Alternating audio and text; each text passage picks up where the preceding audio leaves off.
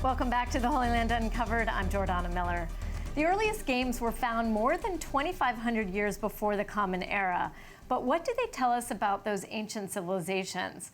Well, joining me to talk more about this is Dr. Galit Ben Tovel, an Egyptologist, and historian Dr. Yehiam Sorek.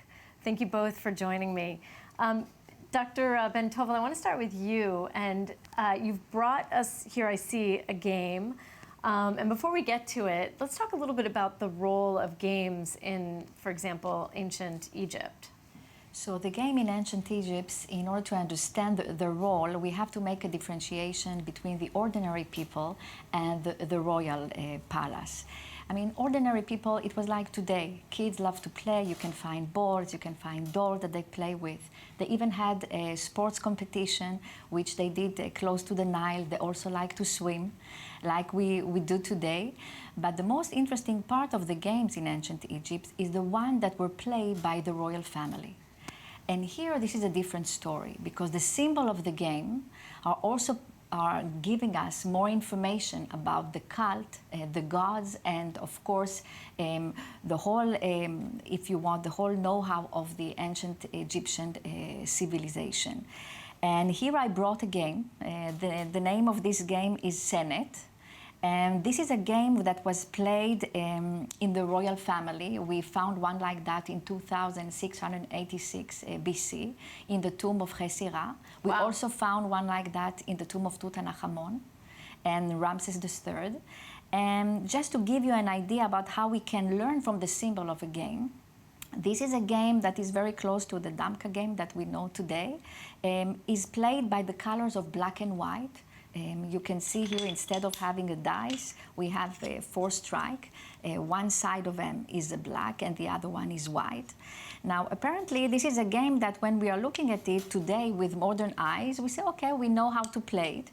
But if we want to understand a little bit more the depth on the symbol, this is actually a game that refers to the cult of the moon.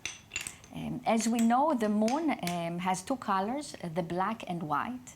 And here, the royal family, if you want, the king or the queen that was playing, with this game, actually played with the 2 sides of the moon, the dark one and the white one. Some of the symbol that we also have here in the game speaks about the house of life, the house of joy, and these were cards that mainly were part of an ancient card that was also played in Ur, which in Mesopotamia. So it wasn't played only in Egypt, but also in Ur, and I would even dare to say that maybe the origin is not in Egypt for this game, although it was a very popular game in the royal in Egypt.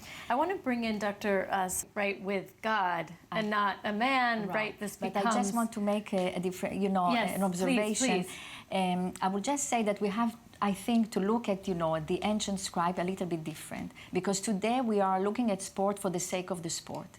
But in ancient times, sport was, if you want, a vehicle, a mean, to get something else.